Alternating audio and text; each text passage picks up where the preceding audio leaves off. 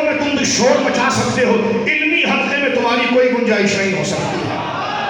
ایک بات، چاہے آپ کی داڑھی لال ہو یا سفید بال لال ہو، اس سے کوئی غرض نہیں ہوتا۔ علی کی اولاد وہی بات کرتی ہیں جو علی کے گھر کا نظریہ ہوتا ہے۔ لہٰذا ایک تو یہ سمجھ لی، حضور سید عالم صلی اللہ علیہ وسلم نے یہ بات ارشاد فرمائی کہ میرے بعد خلفاء ہوں گے، اور خلفاء کا کام کیا ہوگا؟ وہ میری نیابت میں ہوں گے۔ یہ ترتیب جو چلی ہے منہاج النبوہ 30 سال کی، ان ہستیوں نے دونوں کام کر کے دکھائے۔ وہی نبوت کی نیابت والا کام، یعنی مسلح ہدایت کو بھی سنبھالا، وحی کی تبلیغ بھی کی، اور میدان کے اندر دین کو تمکن دینے کے لیے اور گلی کوچوں سے بھی اللہ کے دین کی بغاوت کو ختم کر کے اللہ کے قانون کو لانے کی جدوجہد میں یہ 30 سال کے عرصے پر جو لوگ تھے یہ قائم رہے۔ ان کے بعد کا جو زمانہ آیا، ان میں چند ہستیاں، جن میں چند مسلم صحابہ کرام یا چند ہستیاں، لیکن ان کے بعد کچھ لوگ ظاہراً تو خلفاء کہلائے۔ جس طرح دیکھیے آپ نے ترتیب جو چلی ہے خلافت کی، جو میں نے عرض کر دیا، ابہام نہ رہ جائے اس لیے میں وضاحت کر دیتا ہوں۔ 30 سال حضور نے فرمایا تھا،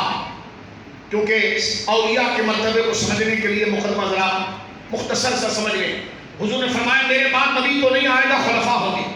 لیکن میرے بعد جو خلیفہ 30 سال کے درمیان آئیں گے وہ میری نہج کے عین مطابق ہوں گے۔ وہ سلسلہ امت سے سب سے افضل، جن کے پیچھے مولا کائنات نے بھی نمازیں پڑھی، اور جن کے بارے میں رسول حضرت مولا کائنات نے ارشاد فرمایا کہ رضینا لدنیانا من رضی رسول اللہ لدیننا، علی اس ابو بکر کی خلافت پر راضی ہے کہ جس کے لیے رسول اللہ نے ابو بکر کو علی کا دین کا امام بنایا تھا۔ تو مولا مرتضیٰ شیر خدا، یہ حضرت سیدنا صدیق سے لے کر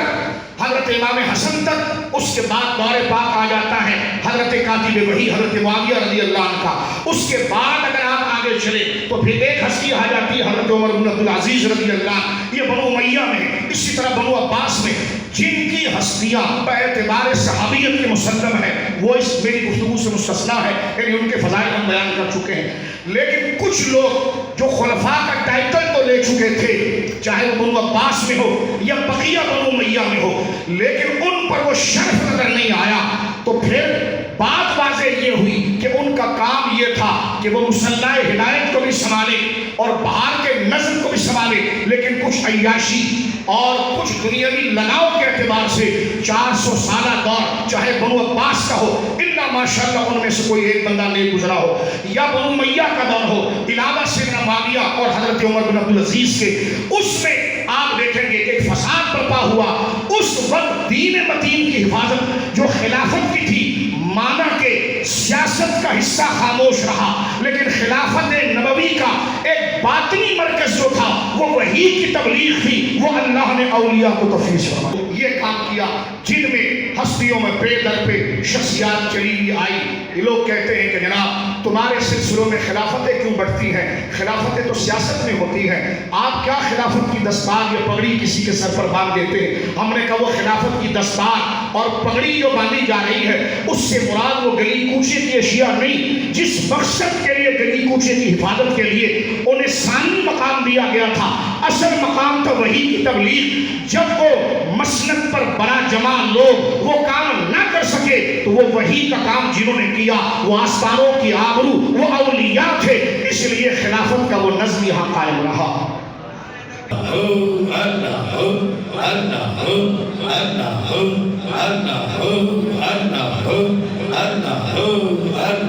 نعرہ تکبیر۔ میں 1 سے 1.5 منٹ میں اپنی بات کا خلاصہ آپ کی خدمت میں قرآن کی آیت سے پیش کرتا ہوں۔ اب تک کی گفتگو کا خلاصہ یہ نکلا کہ جو اولیاء کاملین ہیں یہی حضور کی اس خلافت کے حقدار ہیں کہ جنہوں نے دین، نماز، روزہ، زکوٰۃ، حج، شریعت کی جو تعلیم ہے وہ انہوں نے اپنے آستانوں پر باقی رکھی اور ان سے جڑ کر لوگوں کے اندر۔ بقرہ میں اللہ نے ارشاد فرمایا کہ وَلَوْلَا دَفْعُ اللَّهِ النَّاسَ بَعْضَهُم بِبَعْضٍ لَفَسَدَتِ الْأَرْضُ۔ اللہ فرماتا ہے کہ اللہ خود کچھ نیک لوگوں کو پیدا کر کے کچھ نیک لوگوں کو آگے نہ کرتا اور ان کے ذریعے اللہ رب العالمین برائی کو پسپا اور نیچا نہ دکھاتا تو لفسدت الارض، تو تم دیکھتے کہ زمین پر بے حیائی پیچھے کیا، یعنی اہل خیر کو آگے لا کر، اللہ والوں، اللہ اپنی جماعت اور اپنے محبوب بندوں کو آگے لا کر شیطان اور شیطانت کے کام کرنے والوں کو پیچھے دھکیل دیتا ہے۔ فرمایا اللہ کیوں کرتا ہے؟ فرمایا اگر یہ ہم نہ کرتے تو زمین پر فساد ہو جاتا، لیکن وَلَٰكِنَّ اللَّهَ ذُو فَضْلٍ عَلَى الْعَالَمِينَ، اور اللہ جو ہے وہ اپنے بندوں پر اور سارے عالمین پر فضل کرنے والا ہے۔ بات یہاں مکمل ہوتی ہے۔ قرآن کی اس آیت نے بھی بتا دیا کہ اللہ رب العالمین جن کے ذریعے اپنے دین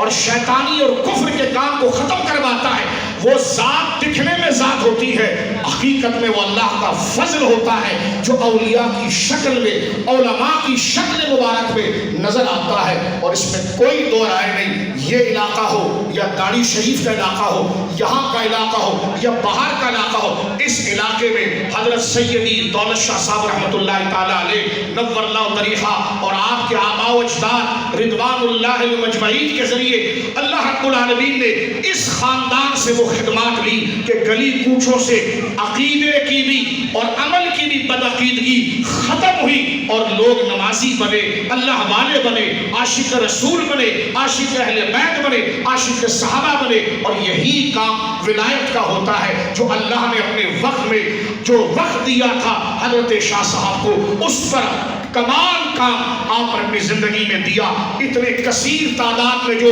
علماء موجود ہیں، اس سے آپ اندازہ لگا سکتے ہیں شاہ صاحب کو اللہ نے کیا مقام، کیا مرتبہ عطا فرمایا کہ آپ کے دروازے پر جہاں کوئی عامی شخص آتا ہے وہی وقت کے جید علماء بھی آتے ہیں۔ اس کا مقصد یہ ہے کہ اللہ نے آپ سے وہ کام لیا کہ ذالک فضل اللہ یؤتی من یشاء، یہ اللہ کا فضل ہے، اللہ جسے عطا فرمائے۔ اللہ سے دعا ہے، وہ دعا ہے جو نیک لوگوں کی دعا ہے کہ ربنا فاغفر لنا ذنوبنا وکفر عنا سیئاتنا وتوفنا مع الابرار، یا اللہ ہمارے گناہوں کو معاف فرما اور ہماری خطاؤں سے درگزر فرما اور ہمیں نیک لوگوں کے ساتھ رکھ، انہی کے ساتھ ہمیں موت دے اور انہی کا طریقہ